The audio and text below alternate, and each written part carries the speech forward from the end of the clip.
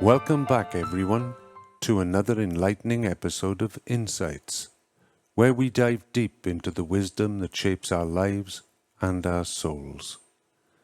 I'm Rob. And I'm Matt. We're thrilled to have you join us today as we explore profound insights from our daily Kabbalah studies. Get ready for a fascinating, soul-stirring discussion that promises to awaken new perspectives and inspire your journey towards self-discovery. Absolutely, Matt. Today's discussion is based on the writings of the last generation, a text that uncovers the layers of human existence, government, society, and the essence of connection. We're going to delve into some powerful insights, each carrying the potential to transform how we perceive our world. And as always, we'll be sharing our personal reflections, relatable analogies, and, of course, some spirited debates. Let's get started, Rob. All right. Let's dive into the first insight. Rav mentions that if a government is already communist, quote, you can never replace it. There is no hope for the people, end quote. Matt, what do you make of this rather stark perspective? It's quite a bold statement, Rob. It suggests an inevitable collapse driven by the failure of the economy, education, and more. It's almost like watching a slow-motion train wreck. You know, it's going to hit, but there's nothing you can do to stop it. Exactly. And it's fascinating, yet a bit daunting. It raises the question of whether we, as individuals or societies, have any agency at all in chaotic systems. But at the same time, it makes me think about historical examples. The fall of the Soviet Union, for instance. You see, the innate flaws in the system eventually lead to its downfall. Right. And it's interesting how this ties into Kabbalistic teachings on the transformation of egoistic desires. We're often driven by ego, which can create destructive societal structures. Only when these structures fall do we have the opportunity to rebuild on more altruistic foundations. That brings us to another insight from the lesson. After such a system collapses, quote, society will not be able to exist for too long because of internal forces in power, end quote. It implies a turbulent transition period post-collapse. What do you think these internal forces are? They're likely referring to entrenched egoistic behaviors. Even when a faulty system fails, the same egoistic tendencies remain within society. Think of it like cleaning up after a hurricane. The storm is over, but the chaos it wreaked takes time to clear. Good analogy, Matt. So, in a way, the collapse is just the beginning. The real challenge is navigating through the aftermath, which brings us to the next insight. The rise of a new leadership. The lesson isn't clear on how this leadership forms, though. True. It leaves a lot to the imagination.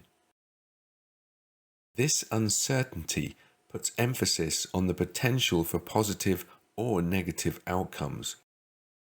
The quality of new leadership will hinge on collective consciousness. Can they transcend egoistic drives, or will history repeat itself? Which ties back into Kabbalah's teachings on elevation of awareness. moving from self-centered motives to collective well-being. The new leadership needs to emerge from a space of higher spiritual understanding to direct society towards sustainable growth. And speaking of growth, another profound insight is about how people can become altruistic. It mentions a different level of connection where ego continues to rule until we realize it's impossible to persist in our current ways. This resonates deeply with our current global situation.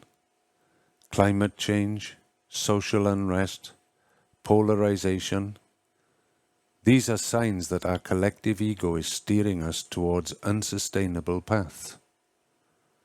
It's only when we hit rock bottom that a shift in consciousness can happen. Indeed, when enough individuals understand the futility of ego-driven actions, a massive cultural shift can occur. It's like hitting a critical mass, the tipping point where the collective mindset pivots towards altruism. Exactly. And it's both daunting and hopeful. Transitioning to another insight, Israel is described as a small nation dependent on others, needing to connect to the upper force for existence. This metaphorically highlights everyone's need for higher spiritual connection. That's right. It's not exclusive to Israel, but applies universally. Each of us, like Israel, holds a piece of the collective puzzle. Without connectivity and utilizing the wisdom of Kabbalah, we struggle to find our purpose and maintain harmony. The beauty lies in achieving a good connection. That bond among people can elevate us to the state of love and bestowal, fulfilling the reason for our existence. And isn't that the essence of all spiritual teachings? To transcend individual desires and work towards the collective good. Achieving this unity, though, it's no small feat. It's a continuous effort. Every day we have choices that either align with ego or with altruistic values. Such daily choices are the building blocks for a society rooted in spiritual wisdom. Let's wrap up our last insight. The importance of spreading the wisdom of Kabbalah to the masses to foster global harmony. Yes, by sharing these teachings, we contribute to the collective awakening. Like ripples in a pond, one individual's journey can inspire many others, creating a wave of transformation across the globe. And that's the magic of spiritual wisdom. It not only enlightens, but enables us to actualize our highest potential as a unified human race. Exactly. This is why we do what we do here on Insights. To disseminate this profound wisdom, invite conversations, and inspire transformations. So, friends, we urge you to reflect on these insights, integrate them into your life, and spread this wisdom among your circles. Remember, each of us plays a crucial role in the grand tapestry of existence. Absolutely, Matt. Thank you all for tuning in. We hope today's discussion has stirred your hearts and minds.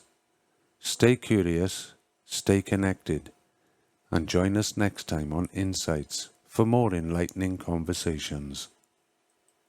Until next time, keep exploring the depths of your soul and unlocking the transformative power of spiritual wisdom. This is Matt. And Rob, signing off.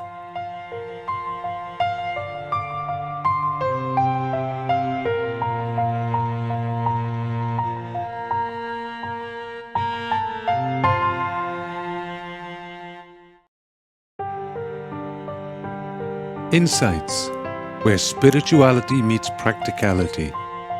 Discover, learn, grow, remember, like, subscribe and share. See you in the next episode.